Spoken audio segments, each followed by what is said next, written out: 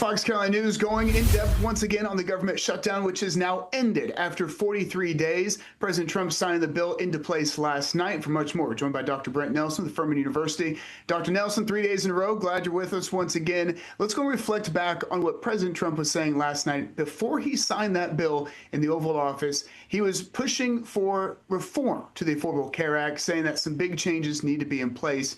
Again, Democrats getting that promise that there'll be a future debate and vote on the Affordable Care Act, those subsidies that were so crucial in these negotiations. So what should we anticipate moving forward and leading up to that debate that was promised after passing this bill?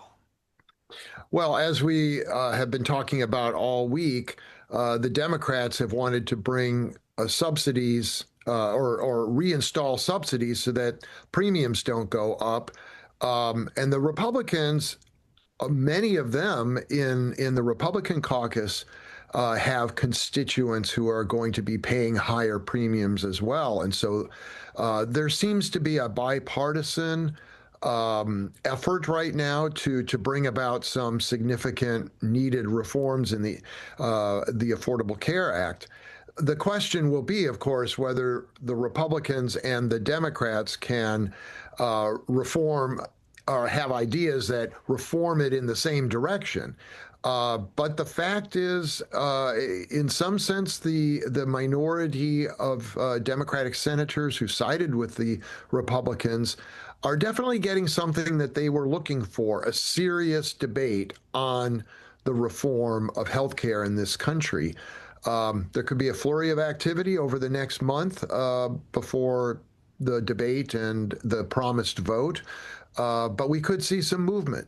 That's a little bit more than we've seen for quite some time now. Something else President Trump mentioned before signing that bill was the filibuster. That's had a lot of attention when it comes to the shutdown and as it was ongoing about eliminating the filibuster. The president said it'll help the Republicans get what they want to get done. But at the same time, it could be a two-edged sword for lawmakers. What could be the future of the filibuster? And I think a lot of people at home just kind of curious how that could evolve and really affect what Washington does and how it operates. Well, the filibuster has been key to the way the Senate, the U.S. Senate, operates. The founding fathers wanted two chambers of the legislative branch. They wanted the lower house to be closer to the people.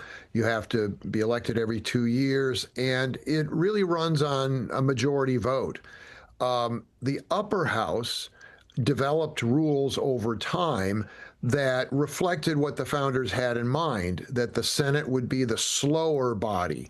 It would take its time to deliberate, to debate at length a lot of these, the laws that would be put into effect. And so the whole point was to slow things down. Over time, this filibuster evolved to mean that 2/3 of senators have to vote yes for a motion to go forward.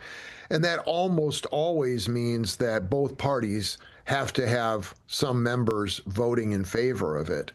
That certainly slowed things down, but it also created pressure for a bipartisan approach to major pieces of legislation in the United States. It also used to apply to judges, for instance, but it's so hard for the Senate to approve judges that they've changed that rule now so that it's a majority vote. If you eliminated the filibuster in the Senate would become a whole lot more like the House of Representatives. It would be ruled by the majority party, and things could move a lot faster because a majority party could always shut down debate and move things through. It would always reflect, of course, the leadership of the the Senate, and so there's real reluctance to do this because it might just eliminate the very purpose of the upper chamber of our Congress.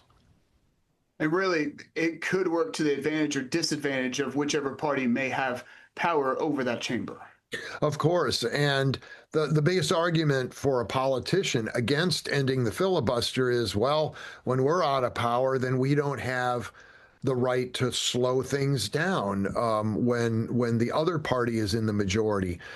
That's what's keeping the Republicans, who do have control of the Senate right now, from immediately, obeying Donald Trump's wishes and eliminating the filibuster, which they can do. It's a rule of the Senate. It's not written into the Constitution.